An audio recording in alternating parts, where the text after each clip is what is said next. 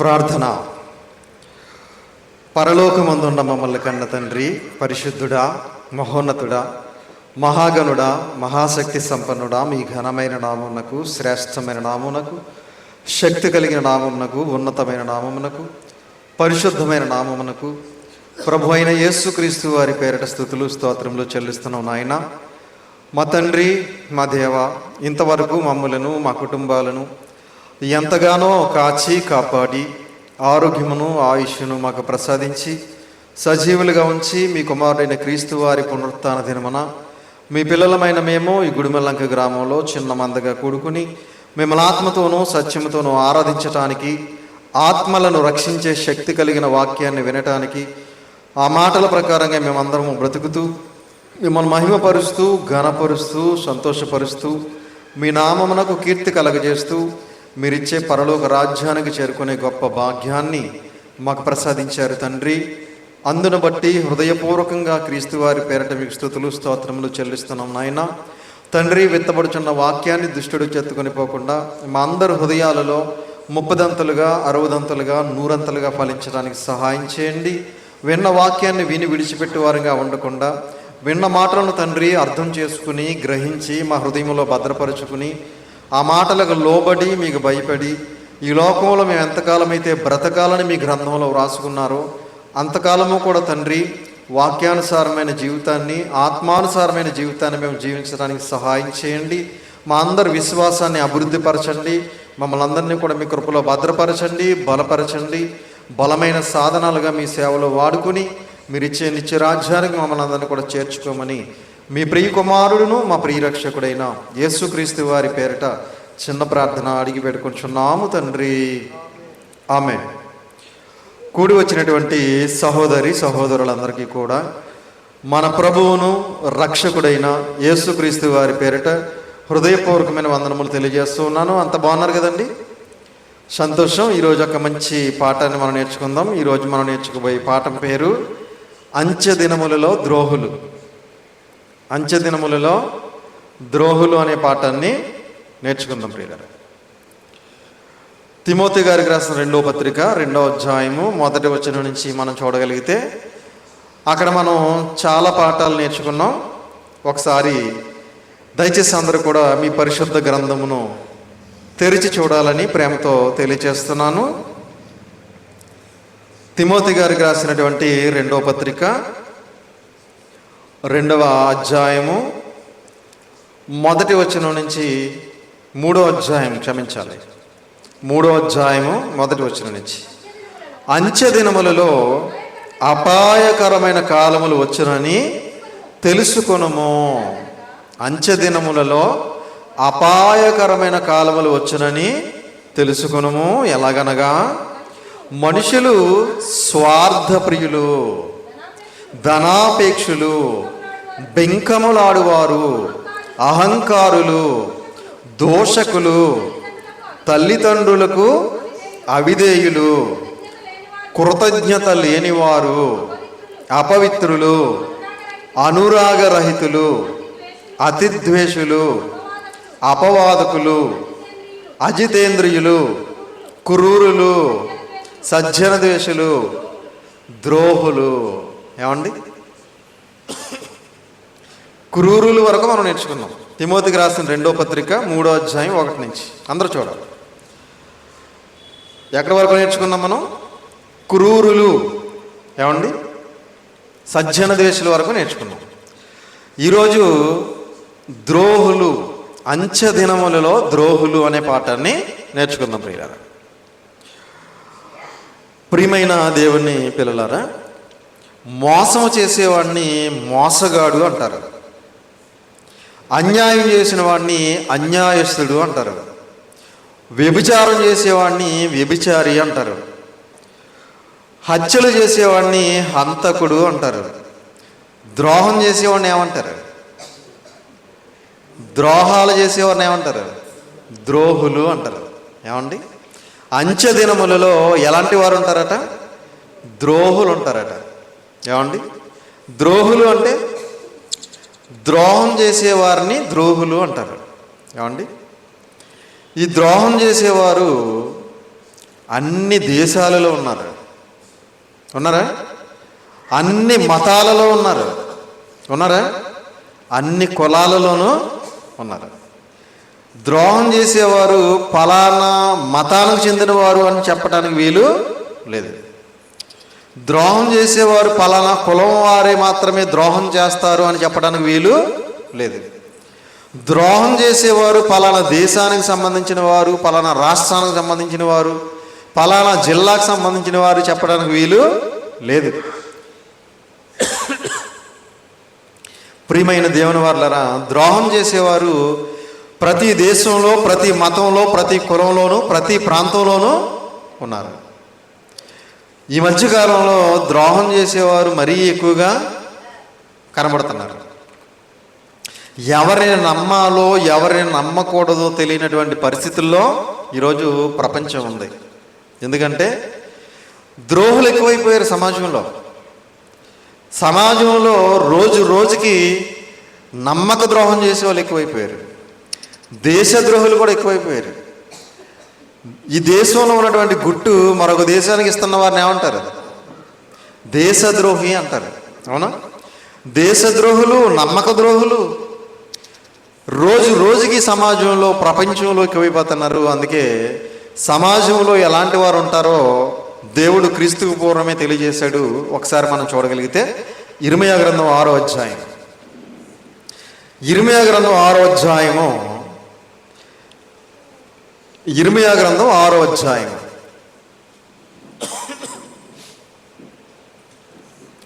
ఇర్మీయా గ్రంథం 6వ అధ్యాయము 28వ వచనం జాగ్రత్తగా చూడండి పిల్లలు.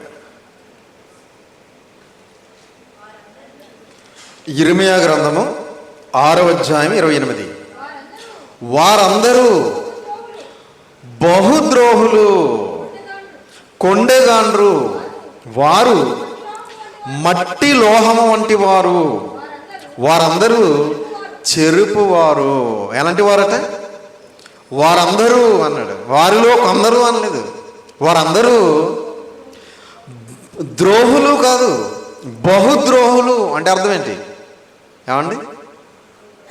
తాగుబోతు కాదు, వీర తాగుబోతు అంటాం కదా. ఏమండి? జ్ఞాని కాదు, మహాజ్ఞాని అంటాం కదా.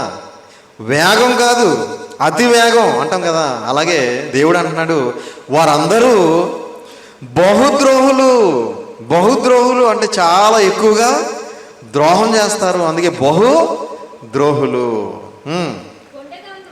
కొండెగాండ్రు. ఏమండి?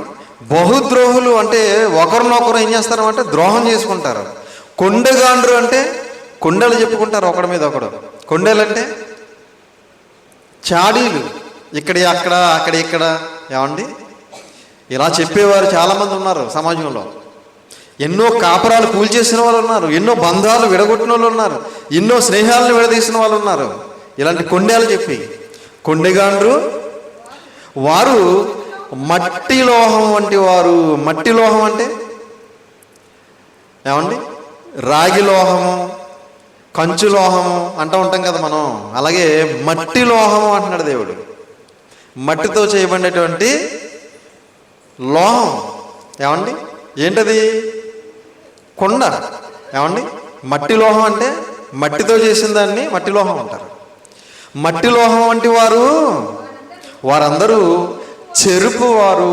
ఎవరిని జరుపుతారు వీళ్ళు? ఏమండి? ఎవరిని జరుపుతారు? సమాజాన్ని జరుపుతారు. అందుకే సమాజం అంతా ఈరోజు చెడిపోయింది. ఏమండి?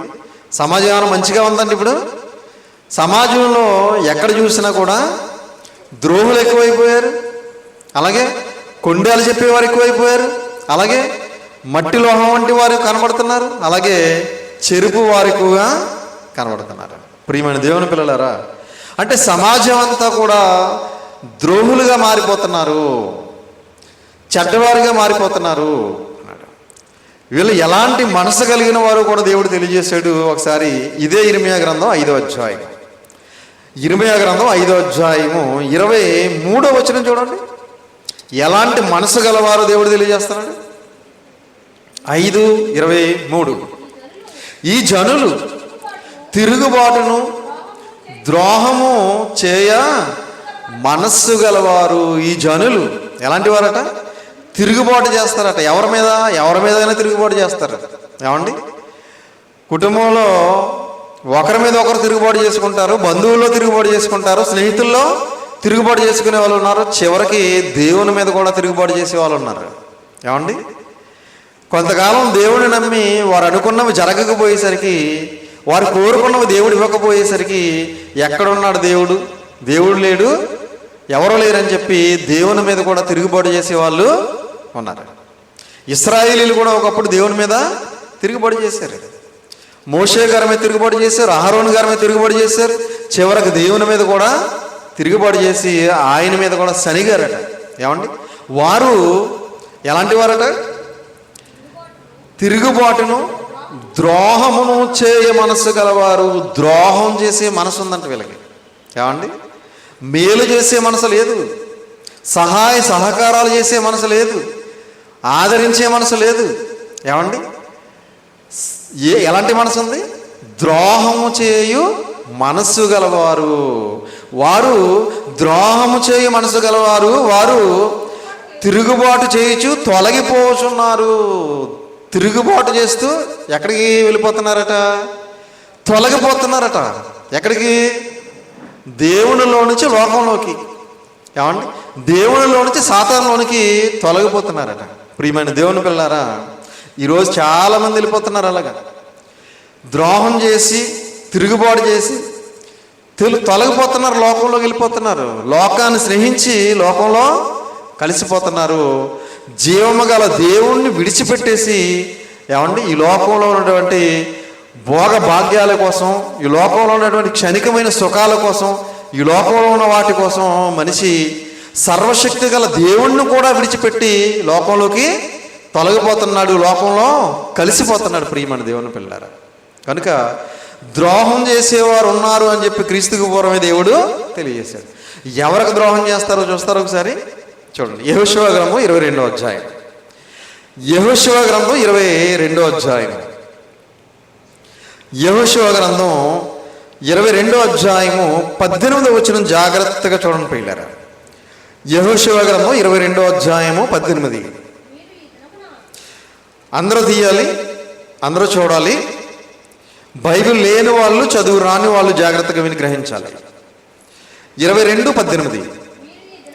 మీరు ఈ దినమున యెహోవా వెంబడి నుండి తొలగిపోనట్టు నేడు యెహోవా మీద తిరగబడి ద్రోహము చేసేవారేమి. ఎవరి మీద తిరగబడుతున్నారట? అమ్మ తీసారా? యెహోషువ గ్రంథం 22వ అధ్యాయం 18. తీయాలి, అందరూ తీయాలి, చూడాలి, వినాలి. ఏదో వచ్చాము విన్నాము వెళ్ళిపోయామన్నట్టుగా ఉండకూడదు. 22:18. మీరు ఈ దినమున యెహోవా వెంబడి నుండి తొలగిపోనట్టు. ఎక్కడి నుంచి తొలగిపోతున్నారట? యెహోవా వెంబడి నుండి అంటే దేవుని మార్గంలో నుంచి, దేవుని త్రోవలో నుంచి ఏమైపోతున్నారు? తొలగిపోతున్నారట. తొలగిపోనట్టు నేడు యెహోవా మీద తిరగబడి ద్రోహము చేసేదరేమి. అంటే దేవుని మీదే తిరగబడి దేవునికే ద్రోహం చేసే స్థితికి ఎదిగిపోయారు ఇశ్రాయేలు. ఈరోజు క్రైస్తవులేమి తక్కువ కాదులేండి, క్రైస్తవుల్లో కూడా ఉన్నారు చాలామంది. ఏమండి? ఎంత మహాజ్ఞానం విన్నా సరే ఆ మహాజ్ఞానం ప్రకారంగా నడుచుకోకుండా చాలామంది ఆ మాటలన్నీ కూడా విడిచిపెట్టేసి దేవుని మీదే తిరుగుబాటు చేసి తొలగిపోయేవారు క్రైస్తవ్యంలో కూడా ఉన్నారు. ఒకప్పుడు ఇశ్రాయేలీలో ఉన్నారు, ఇప్పుడు క్రైస్తవుల్లో కూడా ఉన్నారు. దేవుని మాటలకు కట్టుబడి బ్రతికేవారు లేరు, దేవుని మాటలకు లోబడి బ్రతికేవారు లేరు. వినేసి విడిచిపెట్టేవారు ఉన్నారు, చదివేసి మర్చిపోయేవారు ఉన్నారు తప్ప ఆ మాటల ప్రకారంగా నేను బ్రతకాలి అని ఖచ్చితమైన నిర్ణయాలు తీసుకుని ఆ మాటల ప్రకారంగా తమ జీవితాన్ని కొనసాగించేవారు బహు తక్కువగా ఉన్నారు. ఎక్కువ శాతం నామకార్థ క్రైస్తవులుగా బ్రతికేవారే, ఎక్కువ శాతం వినేసి విడిచిపెట్టి లోకంలోకి తొలగిపోయేవారే తప్ప ఆ మాటల ప్రకారంగా ఏమైనా సరే నేను బ్రతికి పరలోకానికి వెళ్ళాలనే కసి పట్టుదల ఎవరికి లేదు. ప్రియమైన దేవుని వాళ్ళారా, అందుకే అంటున్నాడు, వారు యెహోవా మీద తిరగబడి ద్రోహము చేసేదరేమి. అలాగైతే ఆయన ఇక మీదట ఇశ్రాయేలీల సర్వ సమాజం మీద కోపపడును కదా. అలా ఒకవేళ మీరు తొలగిపోతే దేవుడు ఏం చేస్తాడట? ఇశ్రాయేలీల సర్వ సమాజం మీద కోపపడును కదా. ఒకవేళ దేవుణ్ణి, జీవము గల దేవుణ్ణి విడిచిపెట్టి, సర్వశక్తి గల దేవుణ్ణి విడిచిపెట్టి మనం ఒకవేళ తొలగిపోతే దేవునికి ఏమొస్తుందట? మన మీద కోపం వస్తుంది. ఏమండి? ఇశ్రాయేలీల సర్వ సమాజం మీద ఆయన కోపపడును కదా. ఒకవేళ నువ్వు దేవుణ్ణి విడిచిపెట్టి లోకంలో గెలిచిపోతే దేవుడు అలా చూస్తూ ఊరుకోడు. ఆయన మన మీదకి ఆయన కోపం వస్తుంది. దేవుని ఉగ్రతకు పాత్రలు అయిపోతాం, దేవుని కోపానికి బలైపోతాం. ఆయన కోపం మన మీదకి వస్తే తట్టుకోగలమండి? ఒక మనిషి కోపగిస్తేనే చాలా సమస్యలు ఎదురవుతాయి. ఏమండి? ఒక వ్యక్తి మీద కోపం వస్తేనే చాలా అనర్థాలు జరుగుతున్నాయి, చాలా హత్యలు జరిగిపోతున్నాయి. కోపంలోనే కదా హత్యలు, ఈ యుద్ధాలు, ఈ గొడవలు ఇవన్నీ దేనివల్ల? కోపం వల్లే. మరి దేవునికి మన మీద కోపం వస్తే మనం తట్టుకోగలమా? భరించగలమా? నిలబడగలమా? బట్టగట్టగలమా? ప్రియమైన దేవుని పిల్లారా, మనం గనక దేవుని మీద ద్రోహం చేసి దేవుని విడిచిపెట్టి లోకంలో కలిసిపోతే మన మీద దేవునికి కోపం వస్తుంది. ఏమండి? ఇంకా ఇశ్రాయేలీలు ఏం చేస్తున్నారో చూస్తారా? దినవృత్తాంతాల 2వ గ్రంథం 36వ అధ్యాయం.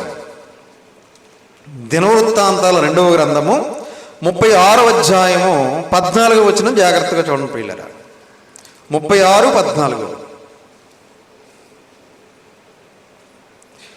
దినవృత్తాంతాల 2వ గ్రంథము 36వ అధ్యాయము 14వ వచనాన్ని జాగ్రత్తగా చూడండి ప్రియులారా. అదియుగాక యాజకులలోను జనులలోను అధిపతులకు వారు అన్యజనులు పూజించు హేయమైన విగ్రహములను పెట్టుకొని బహుగా ద్రోహులై యెహోవా యెరూషలేములో పరిశుద్ధపరిచిన మందిరమును అపవిత్రపరచిరి. ఏం చేశారట? ఎవరంట వీళ్ళు? అదియుగాక యాజకులలోను. యాజకులు అంటే ఎవరు? ఏమండి? దేవునికి ప్రజలకి మధ్య యాజకత్వం చేసేవారు కదా. ఏమండి? యాజకులు దేవుని పిల్లలకి మధ్యవర్తులు ఎవరు అంటే పాత నిబంధనలో యాజకులు. మరి ఇప్పుడు ఎవరు? ఇప్పుడు దేవుని సేవకులు, సువార్తికులు. ఈ యాజకులలోను జనులలోను అధిపతులకు వారు అన్యజనులు పూజించు హేయమైన విగ్రహములను పెట్టుకొని, ఎవరో దేవుడు ఎరగని వారు పెట్టుకున్నటువంటి విగ్రహాలని ఎవరు పెట్టుకున్నారంటే ఇప్పుడు? ఏమండి? సర్వశక్తి గల దేవుడు ఎవరో తెలిసినటువంటి ఇశ్రాయేలీలు కూడా పెట్టుకున్నారట. ఏమండి? వీళ్ళకి దేవుడు ఎవరో తెలీదా? ఏమండి? దేవుని శక్తి సామర్థ్యాలు తెలీదా? దేవుని ఔన్నత్యం తెలీదా?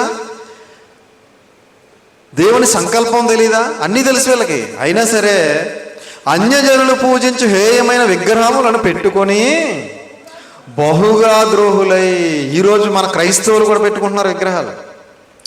మరియమ్మ విగ్రహాలు, యేసుక్రీస్తు ప్రభులు వారి విగ్రహాలు, ఏమండి దేవదూతల విగ్రహాలు పెట్టుకొని వాటికి సాష్టాంగ నమస్కారాలు చేస్తున్నారు, వాటిని పూజిస్తున్నారు వీళ్ళు.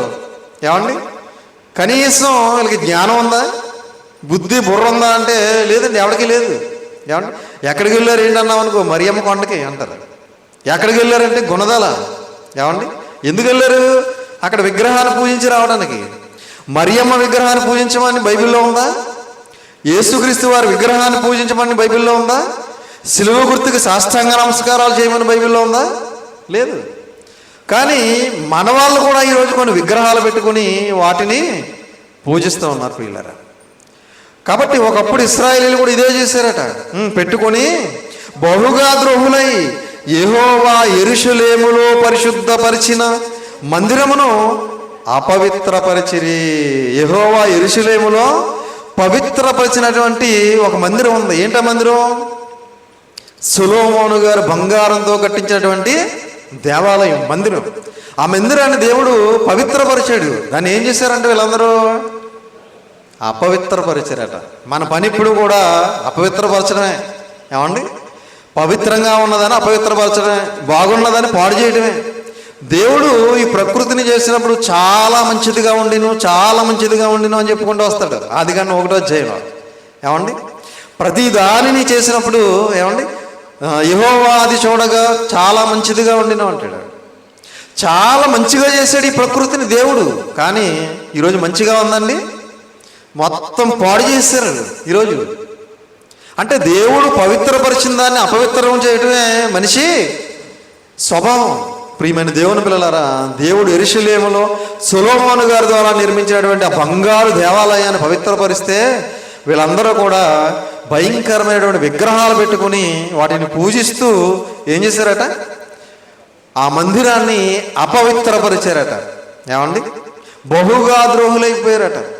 అంటే ద్రోహులు ఎప్పటి నుంచి ఉన్నారంటే క్రీస్తుకు పూర్వం నుంచే ఉన్నారు. అంచె దినాల్లో ఏదో ద్రోహులు కొత్తగా వస్తారు అంటే అది మన పొరపాటు. ద్రోహం చేసేవారు, దేవుని మీద బహుగా ద్రోహులుగా బ్రతికిన వారు పాత నిబంధన గ్రంథంలోనే ఉన్నారు. అలాగే ఇంకా ఎవరికి ద్రోహం చేస్తారో మరొక మాట మనం చూడగలిగితే సామెతల గ్రంథం. సామెతల గ్రంథము 28వ అధ్యాయం. సామెతల గ్రంథం 28వ అధ్యాయం 24వ వచనాన్ని జాగ్రత్తగా చూడండి ప్రియులారా. సామెతల గ్రంథము 28వ అధ్యాయము 24.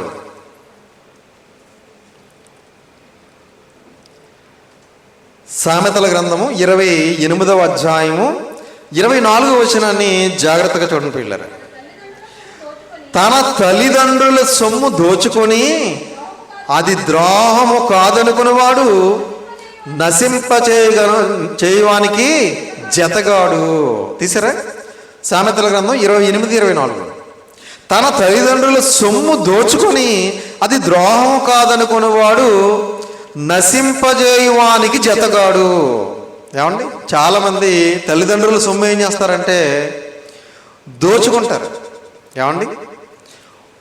తల్లిదండ్రులు కష్టపడి సంపాదించినటువంటి ధనం ఉంటుంది కదా, ఆస్తి ఉంటుంది కదా, దాన్ని ఏం చేస్తారంటే చాలామంది ఆస్తి కోసం అవసరమైతే తల్లిదండ్రుల్ని అనాథాశ్రమంలో విడిచిపెట్టే వాళ్ళు కూడా ఉన్నారు.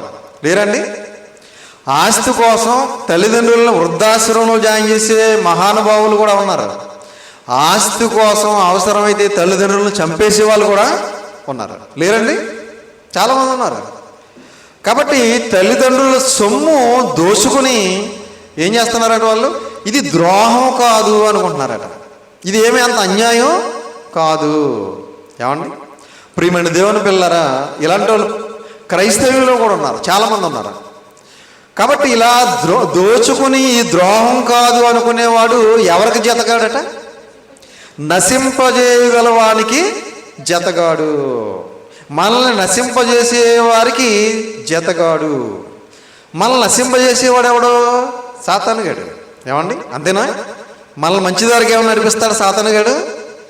మనల్ని ఏమైనా పరిశుద్ధులుగా బ్రతికేలా చేస్తాడా సాతానుగాడు? లేదు కదా. మనల్ని నాశనానికి నడిపించేవాడు, మనల్ని నశింపజేసేవాడు సాతానుగాడు. ఈ సాతానుగాడికి జతగాడు అవుతాడట ఎవడో? తల్లిదండ్రుల సొమ్ము దోచేసుకుని, ఏమండి, దోచుకుని ఈ లోకంలో హాయిగా ఆనందంగా సర్వసుఖాలు అనుభవించాలనుకునేవారు నశింపజేసే సాతానుగాడికి జతగాడు అన్నాడు. కాబట్టి ప్రియమైన దేవుని వాళ్ళరా, కాబట్టి ఇది ద్రోహం కాదు, ఇదేం అన్యాయం కాదు, ఇది అక్రమం కాదు అనుకుంటారట. ఏమండి? ఇలాంటి వారు ద్రోహులు అని చెప్తుంది వాక్యం. అలాగే 1వ శతాబ్దంలో ఒక ద్రోహి ఉన్నాడు. ఆయన ఎవరో తెలుసు మీ అందరికీ? బైబిల్ గ్రంథంలో 1వ శతాబ్దంలో ఒక ద్రోహి ఉన్నాడు. ఆయన ఎవరో చూద్దాం సార్. లూకా గారు రాసిన సువార్త. లూకా గారు రాసిన సువార్త 6వ అధ్యాయం. లూకా గారు రాసిన సువార్త 6వ అధ్యాయము. లూకా గారు రాసిన సువార్త 6వ అధ్యాయము 13వ వచనం నుంచి 16వ వచనం వరకు చూడండి పిల్లరా.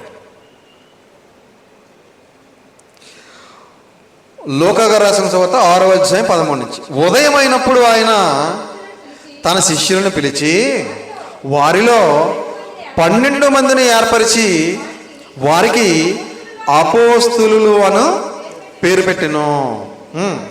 వీరెవరనగా ఆయన ఎవనికి పేతురు అన్న మారు పేరు పెట్టినో ఆ సీమోను, అతని సహోదరుడైన ఆంద్రేయ, యాకోబు, యోహాను, ఫిలిప్పు, బర్తలోమయి, మత్తయి, తోమా, అల్ఫయి కుమారుడైన యాకోబు, జెలోతే అనబడిన సీమోను, యాకోబు సహోదరుడైన యోదా, ద్రోహియగు ఇస్కరియోతు యోదా. ద్రోహియగు ఇస్కరియోతు యోదా. ఏమండి, ఇతను ఇస్కరియోతు యోదా అపోస్తుల్లో ఒకడేనా? అపోస్తుల్లో ఒకడేనా? ఒకడే. అపోస్తులకి యేసుక్రీస్తు వారు ఏ వరాలైతే ఇచ్చారో ఆ వరాలన్నీ ఇస్కరియోతు యోదా కూడా ఇచ్చారా? ఇచ్చారు. ఏమండి, అనేక మందిని స్వస్థపరిచే వారం ఇతను కూడా ఇచ్చారు. అనేక మందిని చనిపోయిన వారిని బ్రతికించే వారం ఇతను కూడా ఇచ్చారు. ఇస్కరియోతు యోధ ఎవరయ్యా అంటే అతను ఒక ద్రోహి. ఏం ద్రోహం చేశాడు? ఏమండి, యేసుక్రీస్తు వారితో తిన్నాడు, యేసుక్రీస్తు వారితో తిరిగాడు, యేసుక్రీస్తు వారు చెప్పిన మహాజ్ఞానాన్ని విన్నాడు, యేసుక్రీస్తు వారు చేసిన అద్భుతాలు మహత్కార్యాలు కల్లారా చూశాడు, యేసుక్రీస్తు వారు అనేక మందిని స్వస్థపరచడం చూశాడు, యేసుక్రీస్తు ప్రభులు వారు అనేక మందిని బ్రతికించడం చూశాడు. అయినా సరే యేసుక్రీస్తు వారు చెప్పిన మహాజ్ఞానాన్ని అర్థం చేసుకోలేకపోయాడు. ఏమండి, ఏం చేశాడు అంటే 30 వెండి నాణాలకి అమ్మేసుకున్నాడు. యేసుక్రీస్తు వారిని ఒకవేళ నాకు అప్పులు ఉన్నాయి, లేకపోతే నాకు సమస్యలు ఉన్నాయి, నాకు కొంచెం ధనం అవసరం అని యేసుక్రీస్తు ప్రభులు వారిని ఒకవేళ అడుగుంటే 30 బంగారు నాణాలు ఇచ్చి ఉండేవాడేమో. ఏమండి, 30 వెండి నాణాలుగా ఆయన అమ్మేసుకుని ఏం చేశాడు? ద్రోహం చేశాడు. ఏమండి, పైగా డబ్బు సంచి ఎవరి దగ్గర ఉండేదట? అందరూ ఇచ్చినటువంటి కానుకలు వేసే సంచి ఎవరి దగ్గర ఉండేదట? ఈ ఇస్కరియోతు యోధాకే ఇచ్చాడంటే యేసుక్రీస్తు వారు. ఏమండి, అందులో కూడా ఏం చేసేవాడు? అప్పుడప్పుడు దొంగతనం చేసేవాడట. ఏమండి, అంటే చివరి వరకు మారతాడేమో మారతాడేమో మారతాడేమో అని చూశాడు యేసుక్రీస్తు వారు. మారాడే? మరి మారలేదు. 30 వెండి నాణాలకు అమ్మేసుకున్నాడు. పోనీ ఆ 30 వెండి నాణాలైనా ఏమైనా ఖర్చు పెట్టుకుని ఆనందంగా హాయిగా బ్రతికాడా? బ్రతకలేదు. ఏం చేశాడు? దేవాలయంలో విసిరేసి పోయి ఊరు పెట్టుకున్నాడట. ఏం సాధించాడు చివరికి? ఏమండి, నరకానికి పోయాడు. అంతే కదండి. మనం చనిపోయే అధికారం మనకుందా? లేదు. మనంతటా మనం పుట్టలేదు. మనంతటా మనం పుట్టామండి? పుట్టలేదు. ఎవరు పుట్టించారు? దేవుడు పుట్టించాడు. మనంతటా మనం చనిపోయే అధికారం మనకు లేదు. ఎవరు చంపాలి మనల్ని? దేవుడే చంపి తీసుకెళ్ళాలి. అది రోగం కావచ్చు, ప్రమాదం కావచ్చు, హత్య కావచ్చు, ఏదైనా కావచ్చు, కానీ ఆత్మహత్య మాత్రం కాకూడదు. ఏమండి, ఈ ఇస్కరియోతు యోధ ద్రోహం వలన సంపాదించాడంట డబ్బులు. ఒకసారి చూద్దాం అన్నమాట. అపోస్తుల కార్యములు 1వ అధ్యాయం. ఇస్కరియోతు యోధ సంపాదించినటువంటి ఆ ధనం ఎలా సంపాదించాడో ఒకసారి మనం చూడగలిగితే అపోస్తుల కార్యములు 1వ అధ్యాయము 18. ఈ యోధ ద్రోహం వలన సంపాదించిన రోకలనిచ్చి ఒక పొలము కొనెను. ద్రోహము వలన సంపాదించిన రోకలనిచ్చి అంటే ఇస్కరియోతు యోధ యేసుక్రీస్తు ప్రభుల వారికి ఏం చేశాడనమాట? ద్రోహం చేశాడు. అంటే మీకు బాగా అర్థం అవ్వాలంటే శిష్యుడు గురువుకు ద్రోహం చేశాడు. అంతే కదండి. ఇస్కరియోతు యోధ శిష్యుడేనా? శిష్యుడే. యేసుక్రీస్తు వారి గురువేనా? గురువే. అంటే గురువు గారికి యేసుక్రీస్తు వారు ఏం చేస్తే, యేసుక్రీస్తు వారికి గురువుగా ఉన్నటువంటి యేసుక్రీస్తు వారికి శిష్యుడిగా ఉన్న ఇస్కరియోతు యోధ ఏం చేశాడు? ద్రోహం చేశాడు. ఏమండి, ఈరోజు కూడా ద్రోహం చేసేవాళ్ళు చాలామంది ఉన్నారు. నాకు కూడా ఒకడు ద్రోహం చేశాడు. నాకు. ఏమండి, ఒక వ్యక్తి సంఘానికి వచ్చేవాడు. అతనికి కనీసం బైబిల్ చదవడం కూడా రాదు. బైబిల్ కూడా సరిగ్గా చదవడం రాదు. ప్రార్థన చేయడం కూడా సరిగ్గా రాదు. అలాంటి వ్యక్తికి నేను చాలా జాగ్రత్తగా వాక్యం నేర్పించి వాక్యం చెప్పటానికి నాకంటే ముందు ఒక అరగంట అవకాశం ఇస్తూ ఉండేవాడిని. ఏమండి, పేరు వద్దులేండి, పేరు చెప్తే బాగోదు. ఫోన్లే వాక్యం అందరూ చెప్పాలి, అందరూ నేర్చుకోవాలి అనే ఉద్దేశంతో నేను అతనికి అవకాశం ఇచ్చాను. అలా మెల్లిమెల్లిగా ప్రార్థన నేర్చుకున్నాడు, వాక్యం నేర్చుకుంటున్నాడు. అలాగే ఒక అరగంట వాక్యం చెప్తున్నాడు. ఏమండి, ఒకరోజు ఏం చేశాడంటే, నేను కానుకల గురించి ఒక ప్రసంగం చేశాను. 10 సంవత్సరాల తర్వాత నా సేవా పరిచర్యలో ఒక 10 సంవత్సరాల తర్వాత కానుకల గురించి, కానుకలు ఇవ్వడం కూడా నేర్పించాలనే ఉద్దేశంతో ఒక ప్రసంగం చేశాను. ఏమండి, ఆ ప్రసంగం విన్న తర్వాత అతను ఏం చేశాడంటే, ఇదిగో జాన్ గారు డబ్బు మనిషి అయిపోయాడని చెప్పి కొంతమంది ఇంటికి వెళ్ళి పర్సనల్గా కలిసి వాళ్ళందరూ బ్రెయిన్ వాష్ చేసి తన వైపుకు తిప్పుకొని ఏం చేశాడంటే, ఒక 20 మందిని తీసుకెళ్ళిపోయి సంఘం పెట్టేసాడు. ఏమండి, నేనేమైపోయానంట, డబ్బు మనిషిని అయిపోయానంట. ఏమండి, ఎప్పుడైనా కానుకల కోసం చెప్పానండి నేను? ఎప్పుడైనా మీ దశంభాగాలు తీసుకురండి, మీ గుప్పుళ్ళు ఇవ్వండి, మీరు ఎక్కువగా ఇవ్వాలి అని ఎప్పుడైనా చెప్పానండి? చెప్పలేదు. ఏమండి, అతను ఏం చేశాడంటే, ఇంటింటికి పర్సనల్గా వెళ్ళి ఇదిగో జాన్ గారు డబ్బు మనిషి అయిపోయాడు అని చెప్పి వాళ్ళందరినీ తన వైపుకు తిప్పుకొని ఒక 20 మందిని తీసుకెళ్ళిపోయి సంఘం పెట్టేశాడు. దేవుడు సంఘంలో చేర్చుకున్న వారిని తీసుకెళ్ళి అతను చేర్చుకున్నాడు. అది సంఘం అవుతుందా? దేవుడు సంఘంలో చేర్చుకుంటాడు. అపోస్తుల కార్యాలు 2వ అధ్యాయంలో మీకు తెలుసు 42వ వచనంలో బాప్తిసం పొందిన వారిని వారితో చేర్చుచుండిన అని పదం ఉంటుంది. ఏమండి, అంటే దేవుడు చేర్చుకున్న వారిని తీసుకెళ్ళి అతను చేర్చుకుని ఒక సంఘం పెట్టేసి నడిపిస్తున్నాడు. అది సంఘం అనుకుంటున్నాడు అతను. అది సంఘం ఎలా అవుతుంది? ఏమండి, ఇప్పుడు వాక్యం చెప్పాలనుకున్నప్పుడు ఏం చేయాలి? దేవుని దగ్గర ప్రార్థన చేసుకుని, ఎక్కడైతే బైబిల్ ట్రైనింగ్ ఇస్తారో అక్కడికి వెళ్ళి ఒక 2 సంవత్సరాలు 3 సంవత్సరాలు ట్రైనింగ్ అయ్యి వచ్చి, అప్పుడు ఎక్కడైతే సంఘాలు లేవో, ఎక్కడైతే మరి అన్యజనులు ఉన్నారో అక్కడికి వెళ్ళి వాక్యం చెప్పి అక్కడ సంఘం ఏర్పాటు చేయాలి. ఆల్రెడీ రక్షించబడిన వారిని తీసుకెళ్ళిపోయి సంఘం పెట్టడం అది సంఘం అవుతుందా? అది సంఘం అవ్వదు. దాన్ని దేవుడు అంగీకరించడు. అక్కడికి వెళ్ళిన వారిని ఎవడో కూడా దేవుడు స్వీకరించడు. ఈ విషయం అర్థం కాక తీసుకెళ్ళిపోయి సంఘం పెట్టేశాడు. చూసారు ఎలాంటి ద్రోహం? ఈ ద్రోహం కదండి ఇది. అంటే వెంటే ఉంటూ వెన్నుపోటు అనమాట. ఇలాంటి వాళ్ళు చాలామంది ఉన్నారు. ప్రియమైన దేవుని పిల్లలారా, కొంతమంది భర్తలు భార్యలకు ద్రోహం చేస్తూ ఉంటారు. ఏమండి, ఆల్రెడీ దేవుడు ప్రేమించి ఒక భార్యని ఇచ్చాడు. గుణవతి అయిన భార్య యెహోవా ఇచ్చు దానము అన్నాడు సామెతల గ్రంథంలో. ఒక భార్యని ఇచ్చాడు దేవుడు. ఆ భార్యతో చక్కగా కలిసి కాపురం చేయకుండా ఏం చేస్తాడంటే, కొంతకాలం తర్వాత మరలా వేరే వాళ్ళతో అక్రమ సంబంధం పెట్టుకొని కట్టుకున్న భార్యకి ఏం చేస్తున్నాడు? ద్రోహం చేస్తున్నాడు. లేరండి ఇలాంటి వాళ్ళు? ఉన్నారు చాలామంది. అలాగని భార్యలు ఏమైనా మంచి వాళ్ళ? భార్యల్లో కూడా ఉన్నారు భర్తకు ద్రోహం చేసేవాళ్ళు. ఉన్నారా? ఉన్నారు. నా దగ్గర బాప్తిసం తీసుకున్న ఒక ఆవిడ, ఏమండి, పాపం భర్త ఉదయం వెళ్ళిపోతాడు, ఇప్పుడు సాయంత్రం వస్తాడు. ఈవిడ కూడా ఏం చేస్తుందంటే, ఇంత మహాజ్ఞానం విన్నా కూడా భర్తకు ద్రోహం చేస్తుంది, వేరే అతనితో అక్రమ సంబంధం పెట్టుకుని. ఏమండి, అసలు దేవుని భయం ఉందా? భయం ఉందా వీళ్ళకంటే? దేవుని భయం లేదు. భార్యలకు ద్రోహం చేసే భర్తలు ఉన్నారు, భర్తలకు ద్రోహం చేసే భార్యలు ఉన్నారు, అన్నతమ్ములకు ద్రోహం చేసేవారు ఉన్నారు, అక్క చెల్లెలకు ద్రోహం చేసేవాళ్ళు ఉన్నారు, గురువులకు ద్రోహం చేసే శిష్యులు ఉన్నారు. ఇలా సమాజంలో ఎంతోమందికి ద్రోహం చేసే ద్రోహులు సమాజంలో ఎక్కువైపోయారు. అందుకే అంచె దినములలో ద్రోహులు అన్నాడు. కాబట్టి ఈరోజు ఎవరిని నమ్మాలో ఎవరిని నమ్మకూడదో అర్థం కాని పరిస్థితి.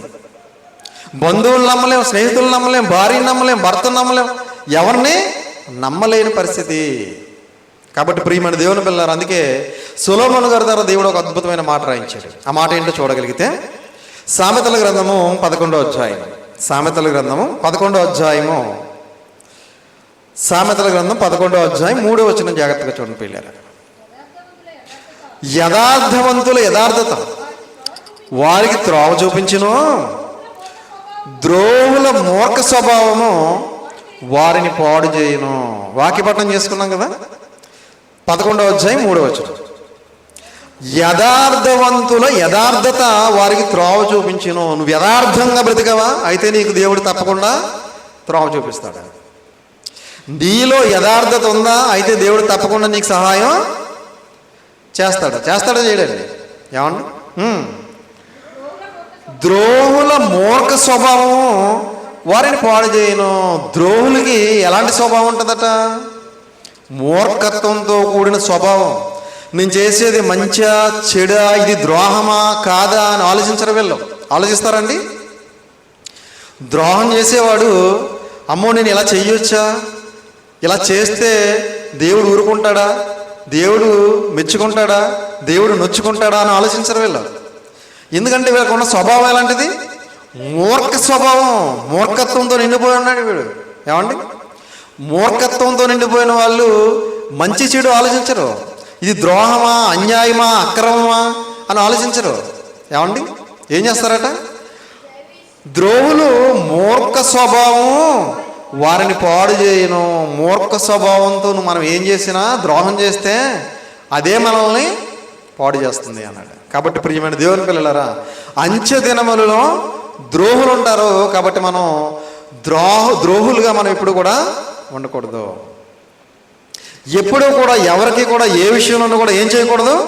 ద్రోహం చేయకూడదు. మనం ద్రోహం చేసామా, ఆ ద్రోహమే మన మీదకి వస్తుంది. మనల్ని కూడా ఇంకొకడు మనకు కూడా ద్రోహం చేస్తాడు.